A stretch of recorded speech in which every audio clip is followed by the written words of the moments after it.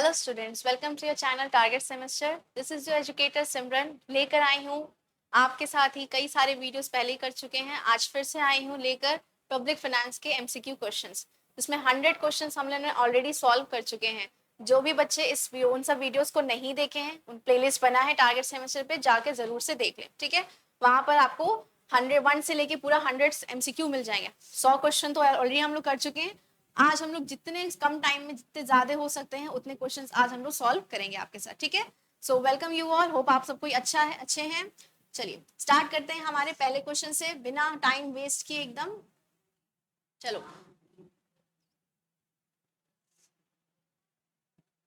पहला क्वेश्चन क्या है हमारा। पहला क्वेश्चन है the modern state is. Modern state क्या है? तो आज के समय में मॉडर्न स्टेट में हम वेलफेयर को ध्यान में रखते हैं। वेलफेयर कल्याणकारी राज्य ही हमारा आज का आधुनिक राज्य है। आधुनिक राज्य क्या है? कल्याणकारी, ठीक है। लोगों के हित में काम करना, लोगों के लिए काम करना ही हमारा मेन मोटिव है, ठीक। नेक्स्ट क्या है? According to Musgrave the major function of public finance is, ठीक है। पब्लिक फाइनेंस का मेजर फंक्शन क्या है? तो allocative function, distributive function, stabilization, ये तीनों ही इसके मेजर फंक्शंस हैं। तो आंसर क्या होगा? Above the, all the above, ठीक है। उपयुक्त सभी, ठीक है, उपयुक्त सभी। नेक्स्ट क्वेश्चन देखा जाए, जल्दी जल्दी करेंगे, थोड़ा ज्यादा क्वेश्चन हम लोग सॉल्व कर पाए ताकि, ठीक। पूछा है who is the author of the theory of public finance. Theory of public finance किसने लिखा है? तो सीधे सीधे आंसर है इसका बीए मस्ग्रेव जी ने लिखा है theory of public finance. Next क्या है? A criteria by which public goods are distinguished from private goods. Public goods को प्राइवेट गुड्स से डिस्टिंग्विश कैसे कर सकते हैं? प्रीवियस वीडियोस में काफी सारा हम लोगों ने क्वेरी सॉल्व किया था इसका कि पब्लिक गुड्स क्या है, प्राइवेट गुड्स क्या है। आज यहाँ पर देखेंगे कि सबसे ज्यादा डिफरेंस किस चीज में आता है, किस पब्लिक गुड्स को हम प्राइवेट गुड्स से अलग कैसे कह सकते हैं। तो उसको कहते हैं हम एक्सक्लूजन प्रिंसिपल से। एक्सक्लूजन प्रिंसिपल मतलब कि पब्लिक गुड जो होता है वो सब कोई यूज कर सकता है, लेकिन प्राइवेट गुड्स क्या है, वो सब कोई यूज नहीं कर सकता है, ठीक है। चलो नेक्स्ट क्वेश्चन क्या है? नॉन राइवलरी और नॉन एक्सक्लूडिटी आर। नॉन राइवलरी मतलब कोई लड़ाई झगड़ा नहीं हो रहा है और कोई उस प्रोडक्ट को यूज किए बिना रह नहीं गया। जैसे लड़ाई झगड़ा नहीं हो रहा है मतलब सूरज की जो स्ट्रीट लाइट है वो सबको मिल रही है, ठीक है। रोड पे सब कोई चल रहा है, ऐसा नहीं कि वो चल रहा है तो हम नहीं चल सकते, ऐसा कोई डिस्क्रिमिनेशन नहीं है। सब कोई यूज कर रहा है उस गुड्स को, तो वो उस गुड्स को क्या कहते हैं? Public goods. स्टार्टिंग से हम लोग ये पढ़ते हुए आए हैं, ठीक। नेक्स्ट क्या है? Which of the following tax is levied by state government. State government कौन सा टैक्स लेती है? तो स्टेट गवर्नमेंट लेती है entertainment tax.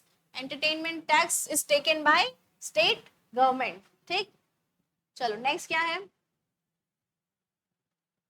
लाफर्स curve suggest that. Laffer curve ने क्या सजेस्ट किया? उनका कर्व पहले देख लो, उनका कर्व ऐसा होता है, ठीक, ठीक है, ऐसा होता है। तो relation between wage rate and tax rate, जितना वेज रेट है और टैक्स रेट है वो इन्वर्टेड यू शेप है। इन्वर्टेड है, इन्वर्टेड मतलब ऐसा है, ठीक। तो लाफर कर्व्स के अकॉर्डिंग, मिस्टर लाफर ने दिया था, लाफर कर्व्स के अकॉर्डिंग कैसा रिलेशन है वेज रेट और टैक्स रेट में? इन्वर्टेड यू शेप्ड है। इन्वर्टेड यू शेप रिलेशन है वेज रेट और टैक्स रेट में। नेक्स्ट नेक्स्ट देखते हैं, नेक्स्ट क्या है? The controlling authority of government expenditure. Controlling authority क्या है गवर्नमेंट एक्सपेंडिचर का? मिनिस्ट्री ऑफ फाइनेंस है। मिनिस्ट्री ऑफ फाइनेंस बनाता है, कंट्रोलिंग बॉडी है। गवर्नमेंट एक्सपेंडिचर, खर्चा जो गवर्नमेंट करता है उसका, उसको कौन देखता है? तो उसको मिनिस्ट्री ऑफ फाइनेंस देखता है। प्लानिंग कमीशन 5 ईयर प्लान बनाता है। आरबीआई मॉनेटरी पॉलिसी बनाता है, ठीक। चलो फाइनेंस कमीशन क्या बनाता है? फिस्कल पॉलिसी बनाता है। सारा यहीं पर मिल गया। अगर क्वेश्चन आए इससे तो ये भी हो गया, monetary policy, fiscal policy, 5 years plan, ठीक है। और गवर्नमेंट एक्सपेंडिचर कौन देखता है? Ministry of finance. Next question क्या है? Democratic decentralisation. Democratic decentralisation in India was popularised by. पहले डेमोक्रेटिक डिसेंट्रलाइजेशन का मतलब क्या होता है? इसका मतलब होता है कि पावर को सेंट्रल से स्टेट लेवल और स्टेट लेवल से लोकल लेवल तक दिया जाए, अथॉरिटी पावर दिया जाए हर लेवल को, उसको कहते हैं डेमोक्रेटिक डिसेंट्रलाइजेशन, ठीक है। सेंट्रलाइजेशन मतलब कि सिर्फ हाई अथॉरिटी के पास ही पावर है, बाकी किसी के पास पावर नहीं है। डिसेंट्रलाइजेशन का मतलब हुआ कि सबके पास अपना थोड़ा थोड़ा पावर होना चाहिए। सेंट्रल गवर्नमेंट के पास है तो स्टेट गवर्नमेंट के पास भी, स्टेट के पास है तो लोकल गवर्नमेंट के पास भी। ठीक है, ये किन्होंने दिया था? तो mister B R Mehta committee, B R Mehta committee बनाई गई थी 1957 में। उन्होंने ये डेमोक्रेटिक डिसेंट्रलाइजेशन के बारे में बताया था। ठीक, नेक्स्ट देखा जाए, A tax levied upon a firm as a percentage of value added। Value added की बात कर रहा है। वैल्यू एडेड जहां पर भी आता है वो कौन सा टैक्स होता है? वैट होता है, जिसको फुल फॉर्म ही है value added tax. Value added tax, इसका फुल फॉर्म ही वैल्यू एडेड टैक्स है। ठीक, नेक्स्ट देखो, which one of the following is the most acceptable theory of taxation. कौन सी थ्योरी को एक्सेप्ट किया गया, कौन से टैक्सेशन की थ्योरी को सबसे ज्यादा एक्सेप्ट किया गया, लोगों ने उसको एक्सेप्ट किया? तो वो था एबिलिटी टू पे थ्योरी। एबिलिटी टू पे थ्योरी का मतलब कि जिसकी जितनी क्षमता है वो उतना ही पे करेगा। ठीक है, जिसकी जितनी क्षमता है वो उतना ही पे करेगा। क्षमता का मतलब कि जो ज्यादा कमाएगा वो ज्यादा पे करेगा, जो कम कमाएगा वो कम पे करेगा। और यही थ्योरी आज के टाइम में भी चलती है। ठीक, नेक्स्ट क्वेश्चन क्या है? The Kerala Panchayat Raj Act was passed in the legislation in the year of, किस ईयर में केरला पंचायत राज एक्ट पास हुआ था? तो 1994 में ये एक्ट पास हुआ था। ठीक है, 1994 में ये एक्ट पास किया गया था। नेक्स्ट क्वेश्चन क्या है? The concept of decentralization planning received renewed attention in India with the, वापस से डिसेंट्रलाइजेशन प्लानिंग जो वहां पर कमेटी ने बताया था उसको वापस से रिन्यू कब किया गया? तो वापस से रेवेन्यू 73rd और 74th कॉन्स्टिट्यूशन अमेंडमेंट में किया गया है। याद रखना, जो डिसेंट्रलाइजेशन कमेटी बनाई गई थी, बीके मेहता जी की कमेटी जो बनाई गई थी, वापस से रिन्यू कब किया गया है उसको? 17th और 27 और 73rd और 74th कॉन्स्टिट्यूशन अमेंडमेंट में इसको वापस से रिन्यू किया गया था। ठीक, नेक्स्ट क्या है? The Indian tax income tax is, Indian income tax कैसा है? डायरेक्ट है और प्रोग्रेसिव है। इनकम टैक्स डायरेक्ट लगाया जाता है और प्रोग्रेसिव मतलब वो बढ़ता रहता है, बढ़ता रहता है। ठीक, नेक्स्ट क्या है? The main objective of budgeting is, budgeting का मेन ऑब्जेक्टिव क्या है? तो प्लानिंग भी है, कोऑर्डिनेटिंग भी है, कंट्रोलिंग भी है, तीनों ही है। All of this will be the answer of this question. Budget बनाने का मुख्य उद्देश्य क्या है? योजना, समन्वय, नियंत्रण, उपयुक्त, सभी। ठीक है, चलो नेक्स्ट क्वेश्चन क्या है? Which tax can not be shifted to other. कौन सा ऐसा टैक्स है जो शिफ्ट नहीं किया जा सकता? मतलब शिफ्ट नहीं किया जा सकता मतलब कौन सा ऐसा टैक्स है जो डायरेक्ट टैक्स है? तो डायरेक्ट टैक्स होता है वेल्थ टैक्स, ये डायरेक्ट टैक्स होता है। बाकी ये तीनों इनडायरेक्ट टैक्स है। ठीक है, इनडायरेक्ट टैक्स है बाकी ये तीनों। क्लियर हुआ? डायरेक्ट टैक्स कौन सा है? Wealth tax. नेक्स्ट क्वेश्चन क्या है? Pump priming is related with, pump priming याद रखना फिस्कल पॉलिसी से रिलेटेड है, ऊपर कर दे रही हूँ। पम्प प्राइमिंग किससे रिलेटेड है? फिस्कल पॉलिसी से रिलेटेड है। ये प्रीवियस जो हम लोग एमसीक्यू लगाए उसमें भी ये क्वेश्चन था। ठीक है, पम्प प्राइमिंग फिस्कल पॉलिसी से रिलेटेड है। नेक्स्ट क्या है? Wiseman Peacock hypothesis supported is much stronger manner. Wiseman Peacock hypothesis ने क्या कहा है? उसने कहा है कि अपवर्ड ट्रेंड होता है पब्लिक एक्सपेंडिचर में। जैसे जैसे हमारा इनकम इंक्रीज होता है वैसे वैसे हमारा एक्सपेंडिचर भी इंक्रीज होता है। जितना ज्यादा इंसान कमाएगा उतना ज्यादा इंसान खर्च करेगा। यही हाइपोथेसिस वाइजमैन और पीकॉक ने दिया था। वाइजमैन पीकॉक ने अपवर्ड ट्रेंड बताया था कि एक्सपेंडिचर का अपवर्ड ट्रेंड होता है। ठीक है, एक्सपेंडिचर क्या होता है? बढ़ता रहता है। ठीक, चलो नेक्स्ट क्या है?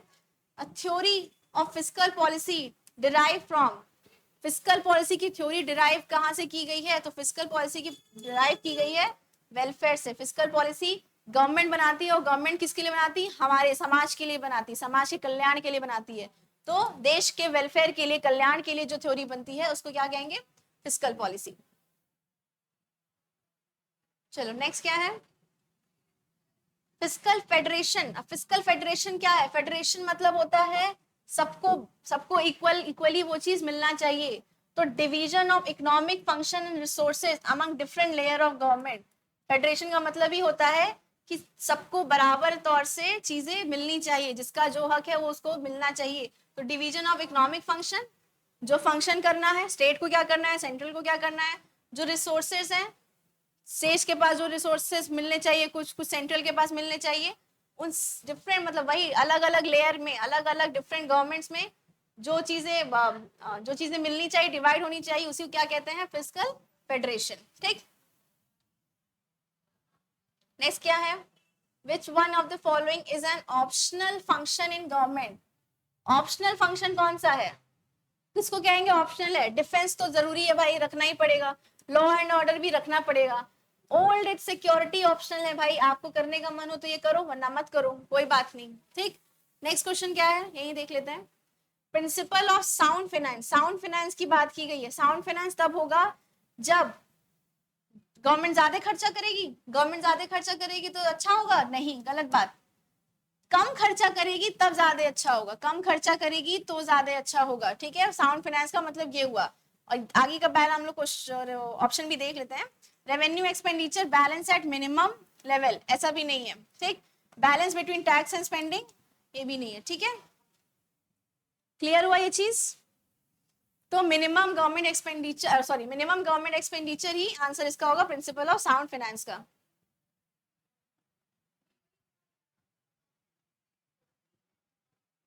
नहीं, मुझे ऐसा लग रहा है कि इसका आंसर ये नहीं होना चाहिए।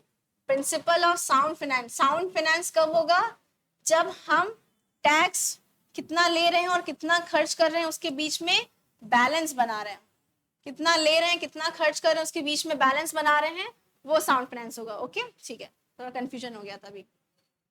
अभी समझ में आ गया साउंड फाइनेंस का मतलब क्या हुआ, कि जब हम टैक्स और स्पेंडिंग के बीच में बैलेंस क्रिएट कर रहे हैं।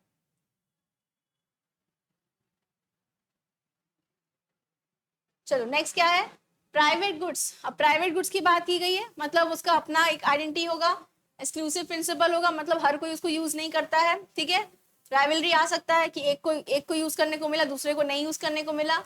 पेमेंट ऑफ प्राइस डिफर कर सकता है। ठीक है, अलग अलग प्राइस हो सकता है। तो all of the above answer होगा प्राइवेट गुड्स के कैरेक्टरिस्टिक्स का। चलो नेक्स्ट क्या है,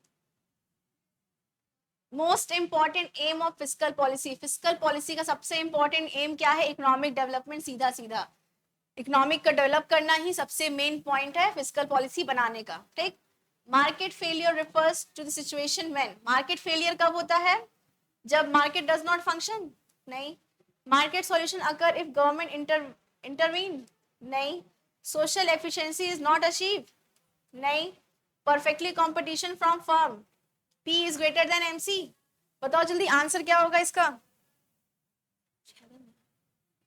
अच्छा, नॉट लिखा है, हाँ भाई सही बात है। मार्केट फेलियर तभी होगा जब सोशल एफिशिएंसी प्राप्त नहीं हुआ, जब सोशल एफिशिएंसी प्राप्त नहीं हुआ, समाज को फायदा नहीं हुआ, वो क्या कहलाएगा, मार्केट का फेलियर कहलाएगा। मार्केट तभी सक्सेसफुल होगी जब सोसाइटी खुश रहेगी, सोसाइटी को जो चाहिए वो उसको मिल जाए। तो नॉट अचीव लिखा था यहाँ पर, तो यही इसका आंसर होगा, सोशल एफिशिएंसी नॉट अचीव, इसका आंसर होगा, मार्केट फेलियर तभी होगा। चलो नेक्स्ट देखा जाए। नेक्स्ट क्या है, public dash goods are non rival if public goods non rival है कब, जब कोई भी इसको यूज करने से बचा ना हो।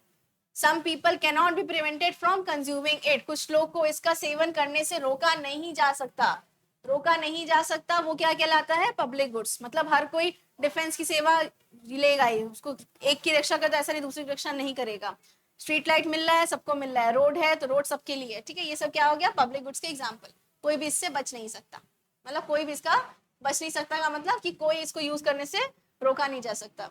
नेक्स्ट क्या था, income of government through all it's sources is called, income from government from all, सारे सोर्सेज से जो इनकम मिल रहा है उसको क्या कहेंगे, पब्लिक रेवेन्यू। पब्लिक रेवेन्यू इसका आंसर होगा। ठीक, नेक्स्ट क्वेश्चन क्या है, the maximum effect of direct tax. Direct tax का मैक्सिमम इफेक्ट किस पे होता है, तो डायरेक्ट टैक्स का मैक्सिमम इफेक्ट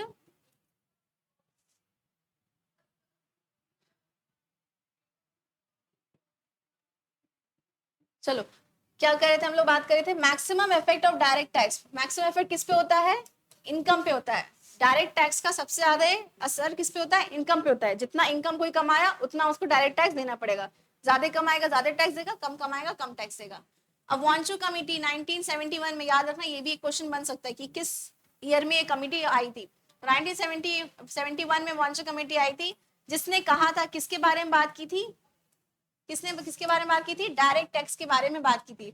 वांचू कमेटी ने डायरेक्ट टैक्स के बारे में बात की थी, दूसरा नहीं होगा पहला ही होगा, ठीक। डायरेक्ट टैक्स के बारे में उन्होंने बात की थी। चलो नेक्स्ट देखते हैं। चलो ये क्वेश्चन हम लोग पहले भी कर चुके हैं। डेफिसिट फाइनेंसिंग क्या होता है? डेफिसिट फाइनेंसिंग क्या होता है? जब हमारा एक्सपेंडिचर ज्यादा रहे रेवेन्यू से, जब हमारा एक्सपेंडिचर ज्यादा रहेगा रेवेन्यू से तो डेफिसिट फाइनेंसिंग होगी। खर्चा हम ज्यादा कर रहे हैं, पैसा मेरे पास कम आ रहा है, तो वो डेफिसिट फाइनेंसिंग कहलाएगा, ठीक है। घाटे की वित्त, ठीक है, घाटे की वित्त। चलो मॉड वैट क्या होता है? मॉड वैट, वैट मतलब होता है, वैट का वही मतलब होता है वैल्यू एडेड टैक्स। इसके आगे मॉड लगा दिया मतलब मॉडिफाइड, इसका फुल फॉर्म है मॉडिफाइड वैल्यू एडेड टैक्स, ठीक है। चलो नेक्स्ट देखा जाए। The revenue of a state government, revenue of a state government is raised from the following source except one.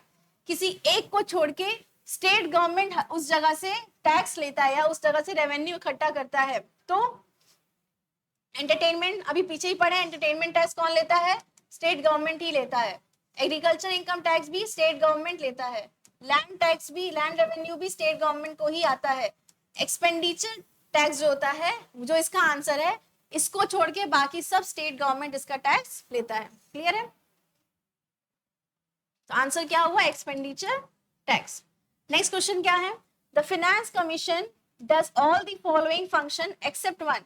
कोई एक छोड़ के, एक्सेप्ट वन लग रहा है, अब देखना ध्यान देना, वर्ड्स चेंज हो रहे हैं। एक को छोड़ के बाकी सारे फंक्शन फाइनेंस कमीशन के हैं। तो क्या है? Work out allocation of tax in divisible pool, look into financial relation between center and state, allocate grants in aid to state and union territory, assist the planning commission in making 5 years plan। ठीक है, तो ध्यान देना, जो हमारा finance commission होता है वो प्लानिंग नहीं बनाता है, 5 ईयर प्लान नहीं बनाता है। ऊपर कर देती हूँ, वो क्या करता है? 5 ईयर प्लान नहीं बनाता है। 5 ईयर प्लान फाइनेंस कमीशन नहीं बनाता है, तो बाकी सब काम करता है। टैक्स कितना एलोकेट होगा, किस तरह से डिवाइड होगा, ग्रांट इन एड कितना दिलाएगा स्टेट और यूनियन टेरिटरी को, ये तीनों काम करता है फाइनेंस कमीशन। लेकिन 5 ईयर प्लान बनाने का काम, प्लानिंग कमीशन का काम फाइनेंस कमीशन नहीं करता, ठीक। नेक्स्ट क्वेश्चन क्या है? The method of restoring resource balance between different government in a federal setup is based on, क्या कहलाता है? कि जब हम बैलेंस बना रहे हैं किसके बीच? गवर्नमेंट के बीच में, कि कितना किसको दिलाएगा, उसको क्या कहेंगे?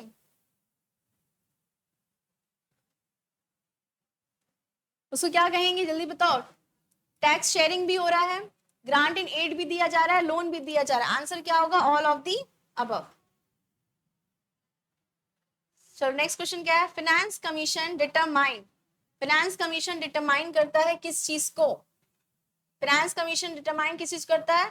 The finance of government of India, the resource transfer to state, the resource transfer to various department. तो पहला ही आंसर है, फाइनेंस गवर्नमेंट इंडिया की बात करता है, इंडिया गवर्नमेंट ऑफ इंडिया की बात करता है, पूरा का पूरा फाइनेंस, ठीक है।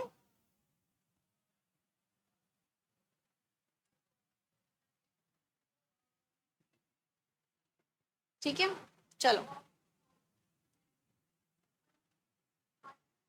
नेक्स्ट क्वेश्चन क्या है?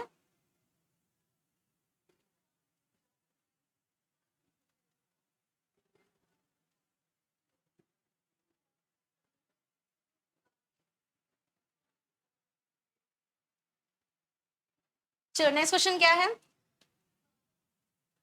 फाइनेंस कमीशन डिटरमाइन, क्या डिटरमाइन करता है फाइनेंस कमीशन? तो फाइनेंस कमीशन डिफाइन करता है the source transfer to state, कितना रिसोर्स स्टेट को ट्रांसफर होगा उसकी बात करता है फाइनेंस कमीशन, ठीक। फेडरल फाइनेंस क्या डील करता है? फेडरल फाइनेंस स्टेट और सेंट्रल और स्टेट फाइनेंशियल रिलेशन को फाइनेंस, जहां पर भी फेडरल वर्ड आ रहा है, फेडरल मतलब कि कितने के पास कितना हक है, कितना स्टेट को मिलना चाहिए, कितना सेंट्रल को मिलना चाहिए, उसके रिलेशनशिप को बताता है, ठीक। नेक्स्ट देखा जाए, प्राइमरी डेफिसिट, ये क्वेश्चन हम लोग पहले भी सॉल्व कर चुके हैं। जब फिस्कल डेफिसिट मतलब एक्सपेंडिचर जब ज्यादा होता है और रेवेन्यू कम होता है तो वो क्या कहलाता है, फिस्कल डेफिसिट। तो जब फिस्कल डेफिसिट में से इंटरेस्ट माइनस कर देते हैं तो आता है हमारा प्राइमरी डेफिसिट। नेक्स्ट क्या है, non plan grants are determined by, non plan grants कौन डिटरमाइन करता है, तो non plan grants finance commission ही डिटरमाइन करता है। चलो नेक्स्ट क्वेश्चन क्या है, पब्लिक डेब्ट मैनेजमेंट रिफर्स, पब्लिक डेब्ट मैनेजमेंट किसको रिफर्स करता है, तो term of new bond, proportional different component of public bond, public डेब्ट, मैच्योरिटी, इन तीनों की बात करता है पब्लिक डेब्ट मैनेजमेंट। कि न्यू कौन कौन से बॉन्ड लाने हैं, कौन कौन से कंपोनेंट्स पब्लिक डेब्ट देना है, कितना देना है, कितना प्रपोर्शन देना है, प्रपोर्शन, और किस टाइम मैच्योरिटी होगी, तो इन सब की बात करता है पब्लिक डेब्ट मैनेजमेंट। लास्ट क्वेश्चन हम लोग इस सेशन का देखने वाले हैं। इस सेशन का लास्ट क्वेश्चन है public expenditure increase, public expenditure increase करता है, क्या इंक्रीज करता है, एम्प्लॉयमेंट। पब्लिक एक्सपेंडिचर जितना होगा एम्प्लॉयमेंट सामने वाले को ज्यादा मिलेगा। ये था आपका पूरा 40 क्वेश्चन जो हमने आज सॉल्व किया। होप आप लोगों को समझ में आ रहा है। जो भी बच्चे वो बाकी 100 क्वेश्चन सॉल्व नहीं किए वो भी इंपॉर्टेंट है, वो कर लेंगे। और आज ये 40 क्वेश्चन हमने और सॉल्व किया। चलिए इसी के साथ एंड करते हैं सेशन को। Thank you so much.